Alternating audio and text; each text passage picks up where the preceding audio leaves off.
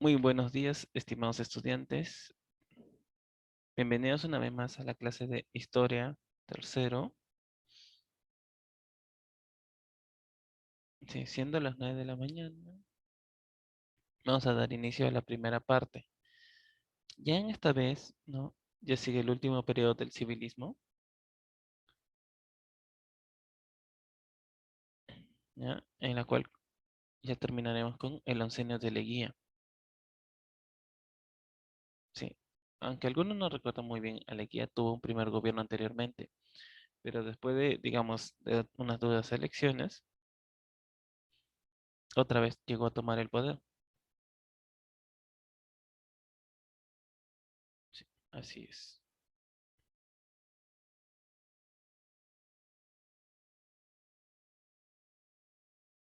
¿No? El oncenio de Augusto Bernardino Leguía. Fue la época del gobierno, ¿no? Entre 1919 y 1930. Se caracterizó por el desplazamiento del civilismo como fuerza política predominante, el culto a la personalidad y un estilo de gobierno dictatorial y populista. En lo económico se dio una apertura considerada por algunos autores excesiva al capital extranjero, especialmente el estadounidense. Sí, el que ya nos financiaba no era Inglaterra, nos estaban financiando ya Estados Unidos, porque recordarán, Inglaterra participó en la Primera Guerra Mundial y Estados Unidos más o menos nada más habrá participado, ¿no? Fortaleció al Estado, inició la modernización del país y emprendió un vasto plan de obras públicas financiada mediante empréstitos y cuyo fin inmediato fue festejar apoteósicamente el centenario de la independencia del Perú en 1921. Algo similar a lo que nos está pasando hoy en día, ¿no? Vamos a festejar el bicentenario,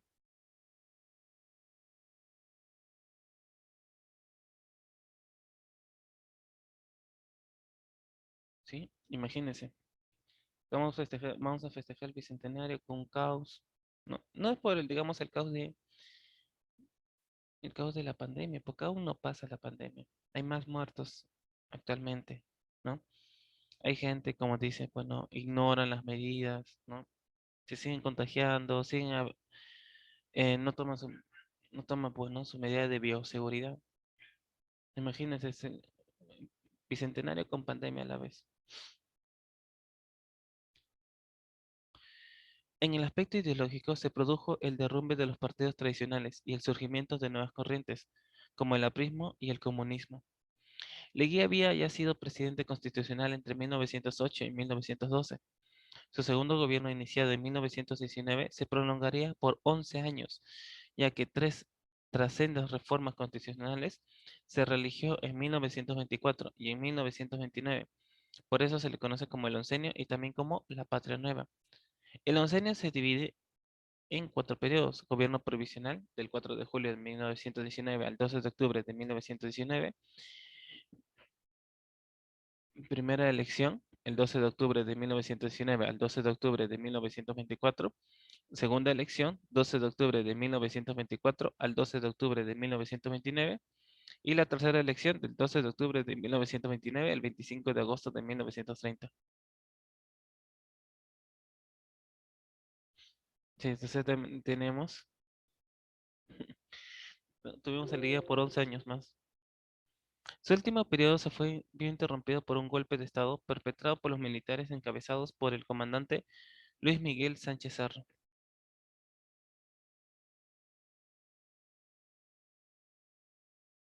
En las elecciones de 1919, convocadas por entonces el presidente José Pardo, se presentó como candidatos ante Aspillaga, presidente del Partido Civil y candidato oficialista, Augusto Leguía, candidato de oposición. Los comicios se realizaron en un ambiente tranquilo y la tendencia apuntaba a que Leguía sería el triunfador, pero hubo denuncias de vicios y defectos de parte de ambas candidaturas y el asunto pasó a la Corte Suprema, que anuló miles de votos que favorecieron a Leguía. Hubo el riesgo de que las elecciones fueran anuladas por el Congreso, el cual debía ser entonces el encargado de elegir al nuevo presidente, así como pasó con Billinghurst. Como pasó con Billinghurst. El cual debía ser entonces encargado de elegir al nuevo presidente. El panorama no era muy alentador para Leguía, pues sus adversarios políticos dominaban el Congreso. Otra preocupación de Leguía era enfrentar una mayoría opositora en el Parlamento, como había ocurrido en su primer gobierno. Todo ello empujó a Leguía a dar un golpe de Estado, lo que consumó en la madrugada del 4 de julio de 1919, contando con el apoyo de la gendarmería y la pasividad del ejército. Los liguistas asaltaron Palacio de Gobierno, apresaron al presidente Pardo, lo llevaron a la penitenciaría y finalmente lo deportaron a Estados Unidos. Acto seguido, Leguía se proclamó presidente provisorio. El Congreso fue disuelto. Leguía convocó inmediatamente a un plebiscito para someter al voto de la ciudadanía una serie de reformas constitucionales que consideraba necesarias. Entre ellas se contemplaba elegir al mismo tiempo al presidente de la República y el Congreso, ambos con periodos de 5 años. Hasta entonces el mandato presidencial era de 4 años y el Parlamento se renovaba por tercios cada 2 años. Simultáneamente convocó elecciones para elegir a los representantes de una Asamblea Nacional, que durante sus primeros 30 días se encargarían de ratificar las reformas constitucionales, es decir, que haría del Congreso Constituyente, para luego asumir la función de Congreso Ordinario. La Asamblea Nacional se instaló el 24 de septiembre de 1919 y fue presidida por el sociólogo y jurisconsulto Mariano Cornejo. Una de las primeras labores de dicha asamblea fue hacer el recuento de votos de elecciones presidenciales, tras lo cual ratificó como ganador a Leguía, quien fue proclamado presidente constitucional el 12 de octubre de 1919.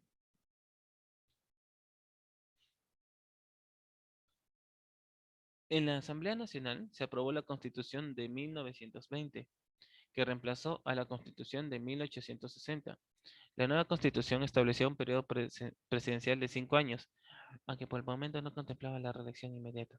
La renovación integral del Parlamento paralela a la renovación presidencial, los congresos regionales en el norte, centro y sur, el régimen semiparlamentario, la responsabilidad del gabinete ante cada una de las cámaras, el reconocimiento de las comunidades indígenas, la imposibilidad de suspender las garantías individuales, entre otros. Una de las características más importantes de esta Constitución fue su protección de los pueblos y comunidades indígenas. Así, en el artículo 58 de dicha Constitución, se establecía que el Estado protege al Estado indígena y dictará leyes especiales para su desarrollo, cultura, en armonía con sus necesidades. La nación reconoce la existencia legal de las comunidades indígenas y la ley declara los derechos que les corresponden.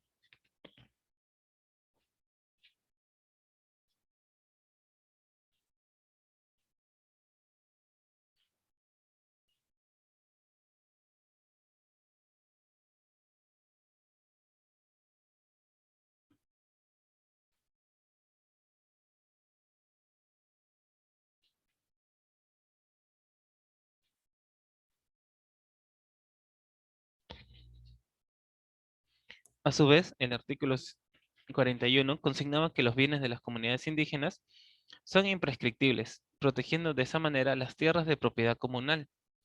Pero muchas de las innovaciones constitucionales de corte progresistas no fueron implementadas y quedaron solo en el papel. Sí, como ahora.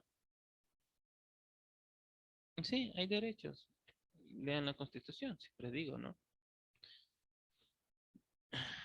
Pese a que en teoría Leguía quiso sujetarse a la Constitución y realizar un gobierno con respeto a los principios democráticos, en la práctica su gobierno restringió las libertades públicas. En septiembre de 1919, las imprentas de los diarios El Comercio y la prensa fueron asaltadas por turbas con evidente dirección gobernista. La prensa, donde se había parapetado la oposición, fue confiscada.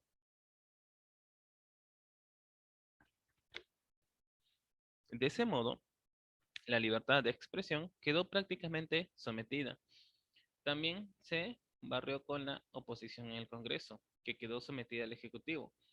Los diputados Jorge y Manuel Prado Ugarteche, el primero de provincia por la provincia de 2 de Mayo y el segundo por la de Huamachuco, fueron apresados y exiliados.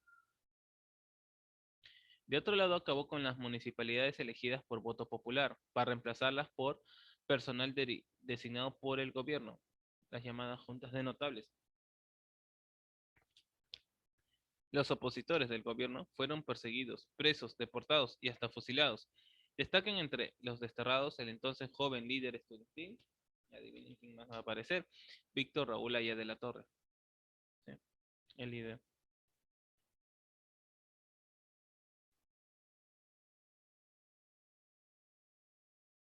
que encabezó la célebre protesta en Lima contra la consagración del gobierno del Sagrado Corazón de Jesús el 23 de mayo de 1923, en la que fallecieron un obrero y un estudiante.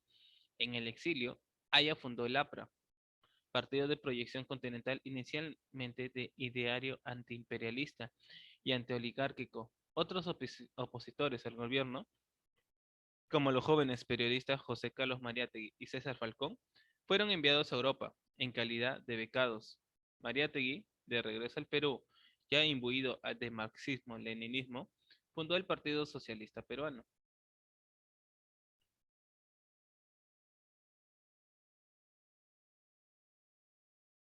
Sí.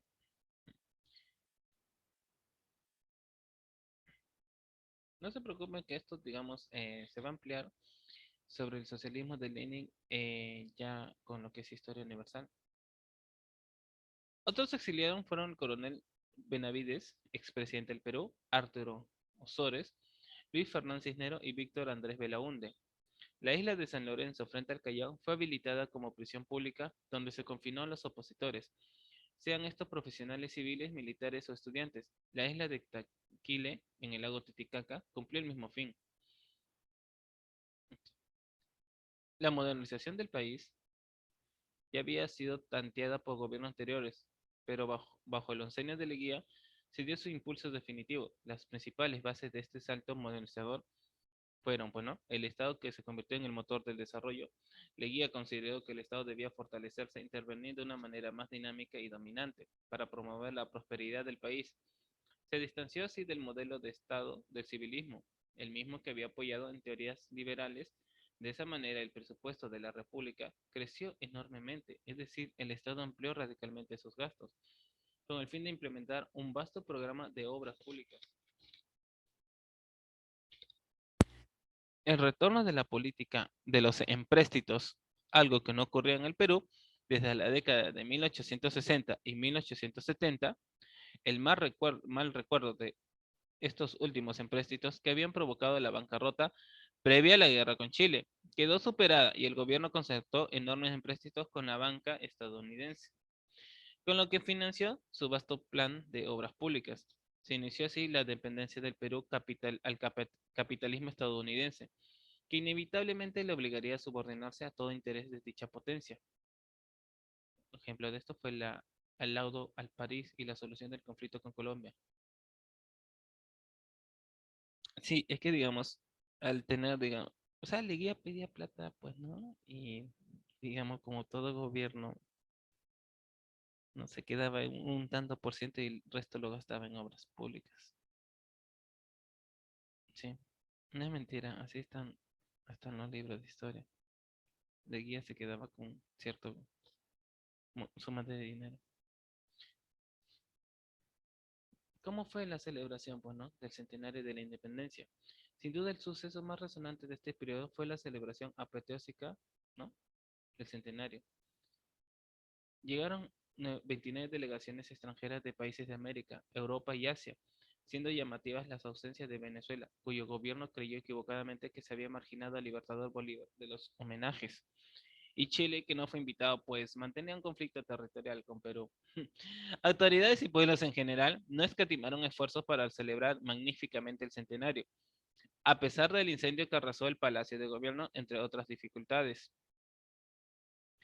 Dicho incendio ocurrió el 3 de julio de 1921, arrasando la planta baja de Palacio, aunque por disposición de Leguía, fue reconstruido en la semana siguiente, quedando listo el local para recibir a las delegaciones e invitados especiales a la fiesta del centenario.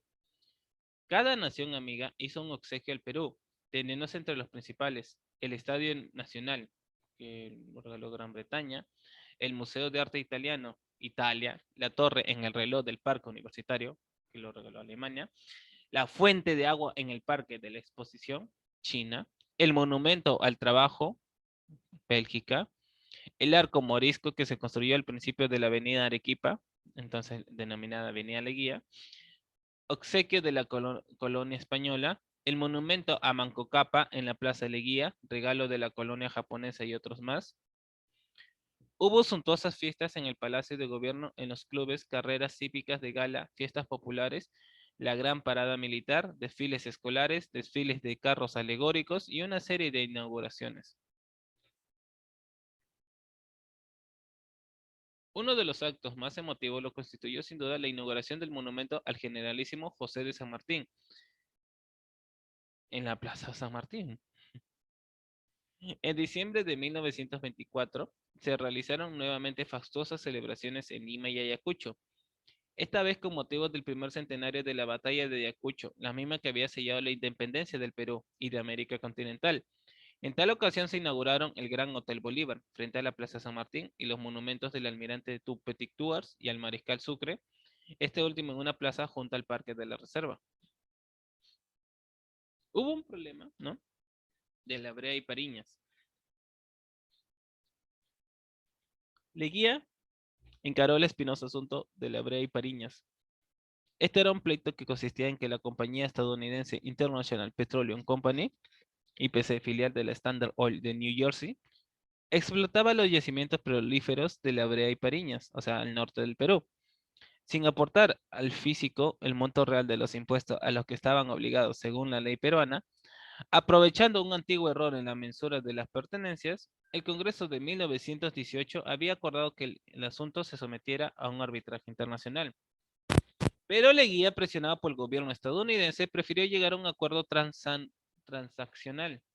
Este fue firmado el 2 de marzo de 1922 entre el canciller peruano Alberto Salomón y el representante inglés Mark Granduf. Este convenio transaccional Salomón Yanduk fue presentado al tribunal arbitral en que se reunió en París y estuvo conformado por el presidente de la Corte Federal Suiza y los representantes del gobierno peruano e inglés.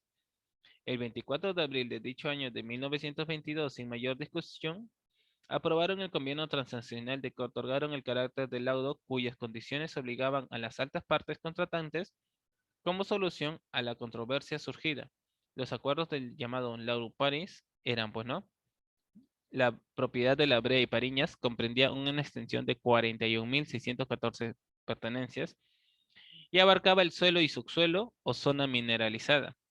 Los propietarios y arrendatarios abandonarían durante 50 años la cantidad de 30 soles anuales por pertenencia en trabajo y un sol por pertenencia no trabajada. Las pertenencias que dejaran de ser explotadas pagarían un sol, las que fueran abandonadas pasarían al poder del gobierno. Los propietarios y arrendatarios pagarían el impuesto de exportación correspondiente, al que no podía ser aumentado durante 20 años. Los propietarios solo pagarían 1.000.000 de pesos, oro americano, por contribuciones devengadas el 31 de diciembre de 1921. A su vez, el gobierno del Perú dejaba sin efecto resoluciones anteriores que se opusieran al espíritu y ejecución de lo estipulado en el laudo. Este laudo arbitral era, a todas las luces, adverso a los intereses del Perú, pues establecía un régimen de excepción tributaria para los dueños y explotadores de la Brea y Pariñas. El fisco dejó de recibir sustancias cantidades de dinero como impuestos. El gobierno de Leguía sentó así un precedente de sumisión y los intereses estadounidenses que daría motivo a protesta nacionalista a lo largo de varias décadas. Sí.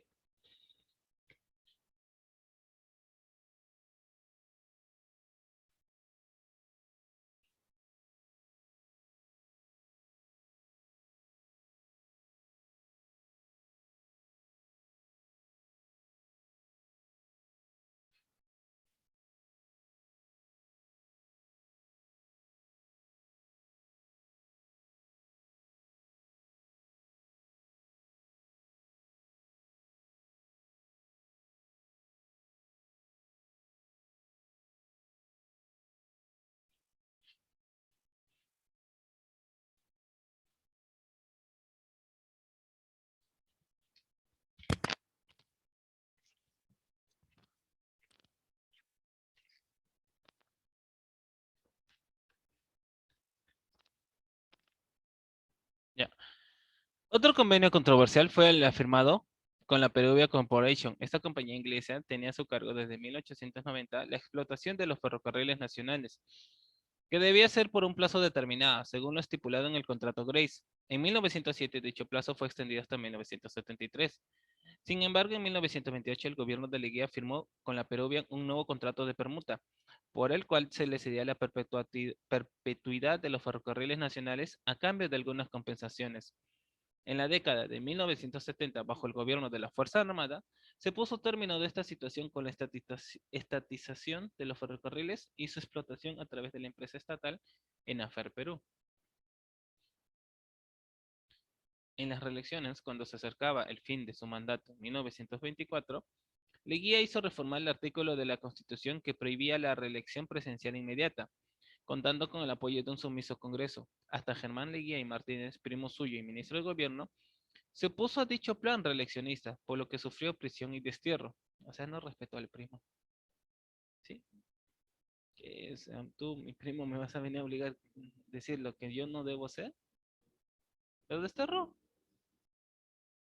Parece mentira, pero es verdad. ¿Sí? Lo desterró a su propio primo, que lo había puesto de ministro. No sé cuál era la ambición, ¿no? La ambición.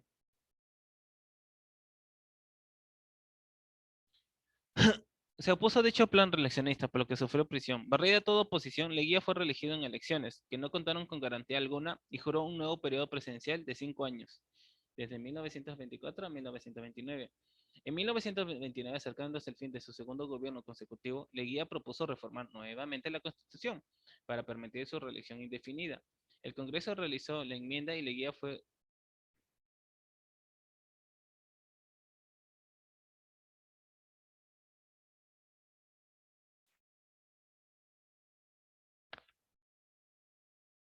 a ver, disculpen, creo que se había caído el internet.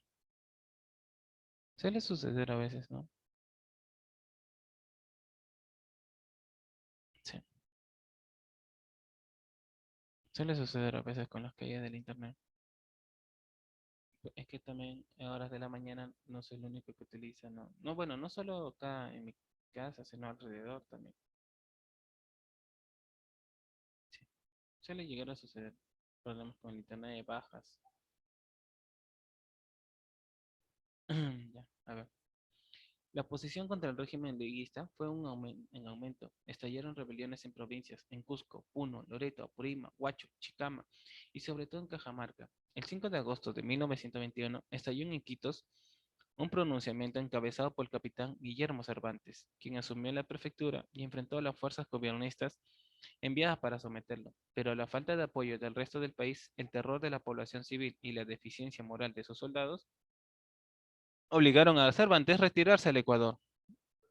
El tenaz líder político Augusto Durán, que se hallaba desterrado, regresó en 1923 para organizar una revolución contra los planes reeleccionistas de Leguía. Luego de ingresar por la frontera desde Tumbes, marchó a caballo hacia Piura, pero fue apresado en Paita. Fue subido al bordo del crucero Almirante Grau, que zarpó rumbo al Callao el 27 de marzo de 1923. Durán se hallaba enfermo y postrado con agudos dolores. Su estado fue agravándose paulatinamente, hasta que falleció el 31 de marzo, antes de que el buque llegara a su destino. La autopsia practicada a su cuerpo determinó que tenía una hernia diafragmática, estrangulada del estómago, originada por el balazo que sufriera en un atentado de 1919. Es decir, su muerte se había producido al agravarse una dolencia que ya padecía. Sin embargo, surgió la versión de la que en realidad había sido envenenado, acusándose al gobierno leguista de maquinar el crimen. Que era la oposición, bueno, y ustedes saben que tenían que buscar cualquier justificación o a veces un pretexto, ¿no? Para acusar al gobierno.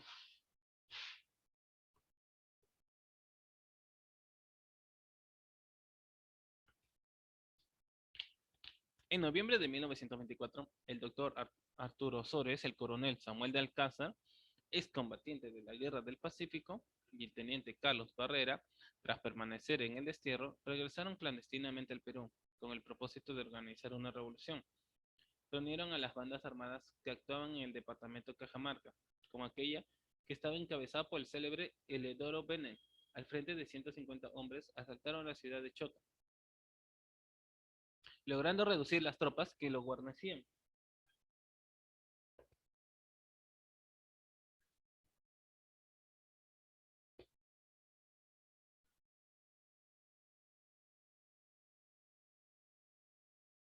Los rebeldes permanecieron en Chota durante 4 días, mientras que las fuerzas gobiernistas se reorganizaban. Finalmente, estas atacaron y derrotaron a los rebeldes en las haciendas Churrucancha, a los 2 leguías de Chota. El 29 de noviembre, Zavala y sus soldados entraron en Chota, y el día siguiente el coronel Alcázar y el teniente Barrera fueron fusilados sin proceso.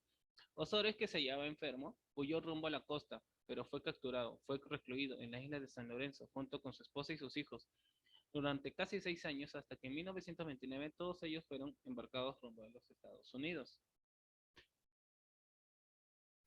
Pese a que Leguía fundó el patronato de la raza indígena y mostró su interés en legalizar a las comunidades, durante su gobierno se produjeron muchas rebeliones de indígenas que fueron suprimidas severamente.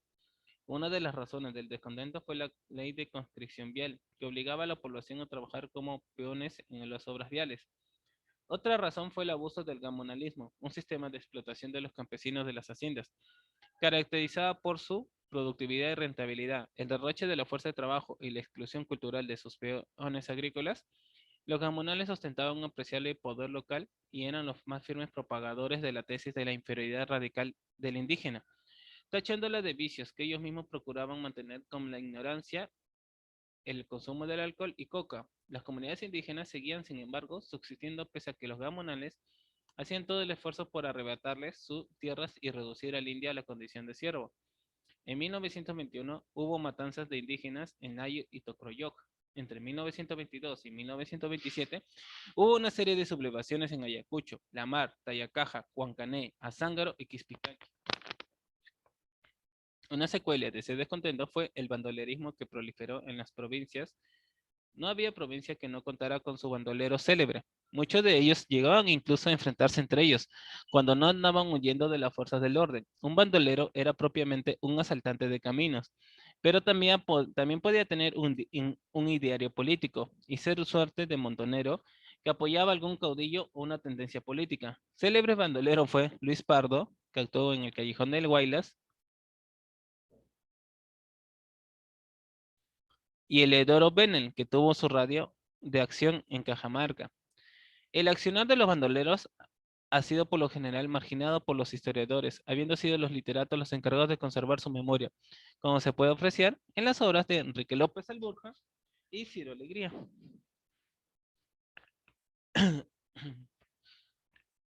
Así como, digamos, el oncenio, así como en el militarismo surgieron otros partidos, en el leguismo, o sea, donde el oncenio, también surgieron algunos partidos, ¿no? Surgieron los primeros partidos políticos modernos del Perú, que reemplazaron a los viejos o tradicionales ya extintos o en decadencia, como el civil, el democrático, el constitucional y el liberal. Los principales de ellos fueron la Alianza Popular Revolucionaria Americana, el APRA, fundada el 7 de mayo de 1924 por Víctor Raúl Ayala de la Torre en México, como un movimiento político de proyección continental de carácter antiimperialista y que pregonaba la formación de un frente único de trabajadores manuales e intelectuales para enfrentar a las oligarquías, entonces dominantes en los gobiernos de Latinoamérica, o Indoamérica como debería haya denominarla. En 1930 se fundó en el Perú el Partido Aprista Peruano. El Partido Socialista Peruano, fundado en 1928 por José Carlos Mariátegui, destacado pensador y sociólogo marxista, autor de los 7 ensayos de interpretación de la realidad peruana, Mariátegui adoptó como el ideario el marxismo-leninismo, aunque sin caer en el dogmatismo. O sea, no caía tan aferrado no era. Proponía un socialismo adaptado a la realidad peruana, aunque ahora lo confunden, ¿no?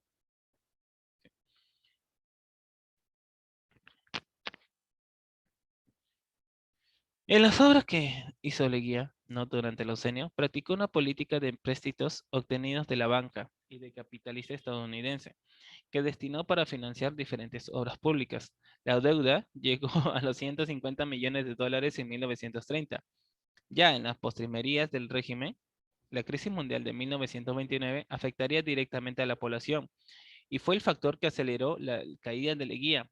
Fue creado el Banco de Reserva, con la función específica de regularizar la compra y venta de moneda extranjera y mantener la estabilidad del cambio. Otros bancos creados fueron el Banco Hipotecario, el Banco de Crédito Agrícola Intermediario del Perú y la Caja Nacional de Ahorros. Se estableció el estanco del alcohol, pero no dio resultado y se volvió al régimen del impuesto. Se crearon los estancos de los naipes y de los fósforos.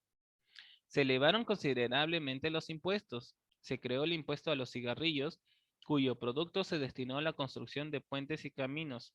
Entró en vigencia la ley del impuesto de timbres y papel sellado.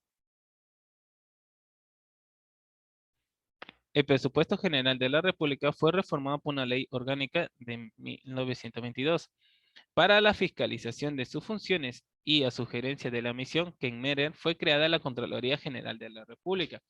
Por ley número 6746 se estableció como unidad monetaria el sol de oro.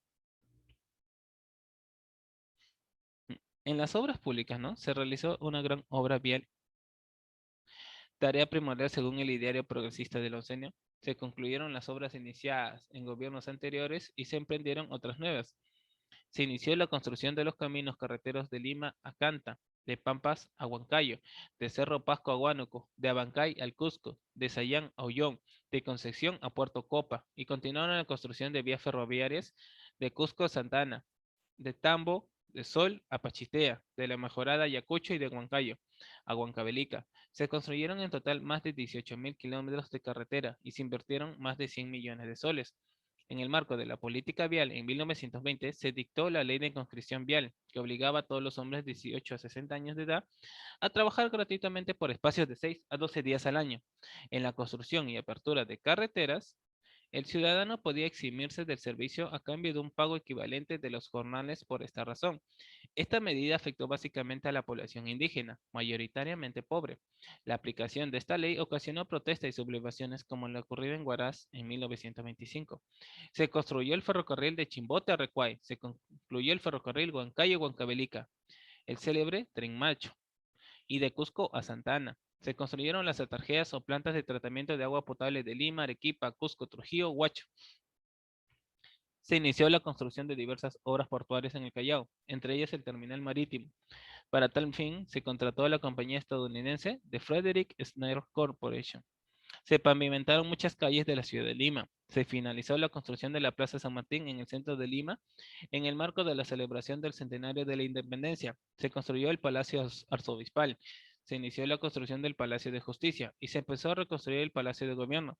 Tras ser afectado por un grave incendio en días previos a la celebración del centenario de la independencia, en 1922 se emitió un decreto que trataba de normar las edificaciones y en 1924 fue promulgado un reglamento de urbanizaciones. Así surgieron con calles pavimentadas y dotadas de agua y desagüe. Santa Beatriz, San Isidro, Breña, Surquillo, Jesús María, San Martín y Chacra Colorada. En particular, Santa Beatriz, edificada sobre el antiguo fondo del mismo nombre, se convirtió en el modelo de urbanización que impulsaba el régimen. Se construyó el Gran Hotel Bolívar en el centro de Lima, que fue inaugurado en 1924, durante los festejos por el centenario de la Batalla de Ayacucho. Se iniciaron importantes obras de irrigación en la costa a fin de convertir las desiertas pampas en fértiles tierras.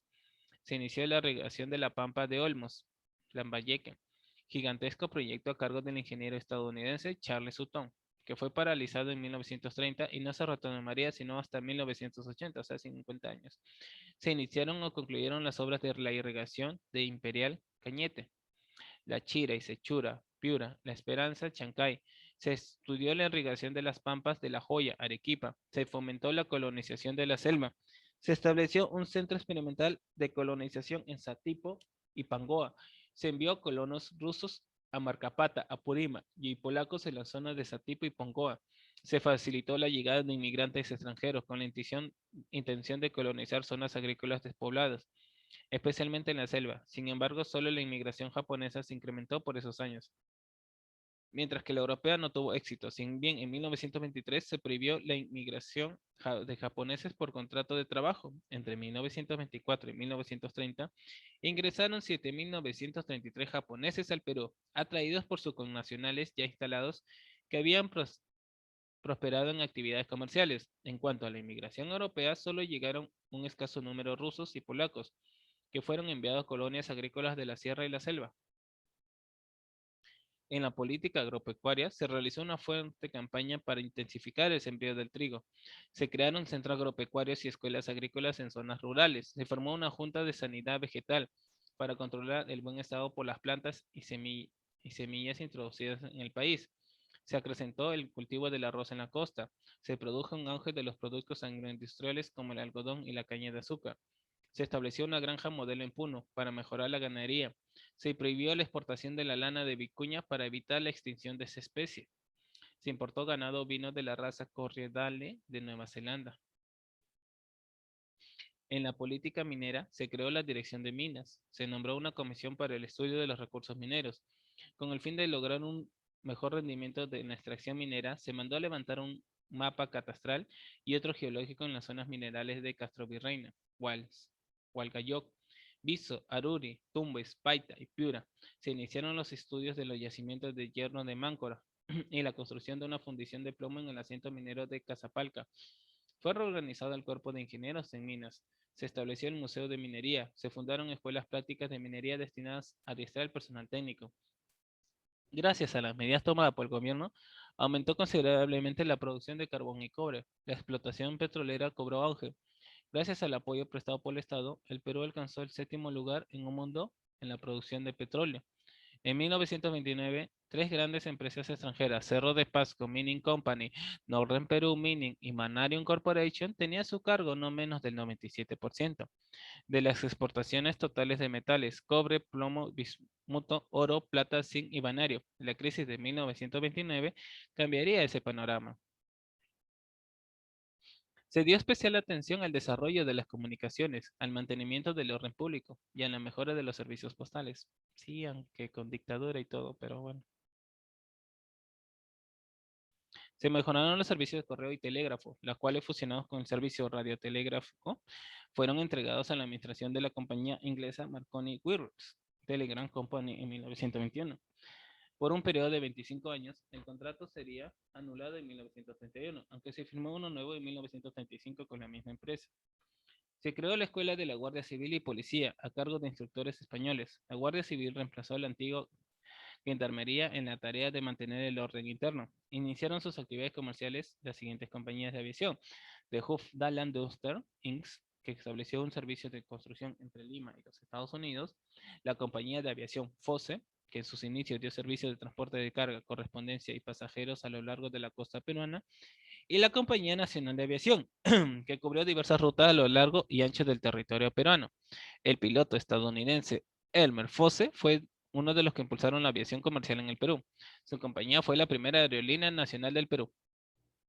En la política laboral, ¿no? Se emplearon derechos de obreros y empleados a nivel mundial. Leguía se preocupó por impulsar leyes en dicho sentido. Se dio la ley 4916 del 7 de febrero de 1924, que establecía la compensación por tiempo de servicio, la llamada CTS, ¿no? A los empleados. Quedó establecido que en caso de despido, el empleado debía ser indemnizado con el equivalente de un sueldo mensual por cada año de servicio. También se fijó un plazo para ser despedido del trabajo y se exigió al empleador dar una póliza de vida al trabajador.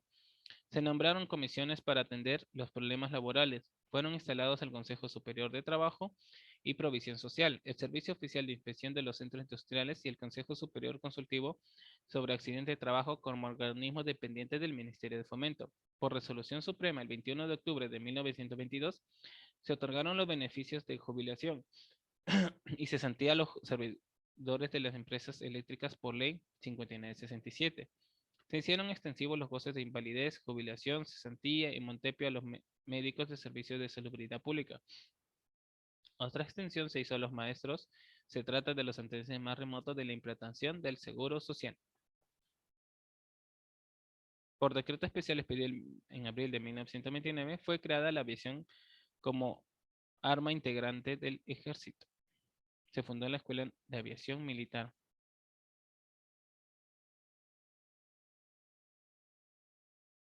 A cargo de una misión francesa que al principio funcionó en Bellavista y más tarde en Las Palmas. El 27 de noviembre de 1923, mediante un dispositivo legal, cambió su nombre por Escuela de Aviación Militar Jorge Chávez, hasta que en junio de 1931 empezó a llamarse Escuela Central de Aviación. A partir de 1950 recibió el nombre que lleva ahora, Escuela de Oficiales de la Fuerza Aérea Peruana, EOFAC. Sí.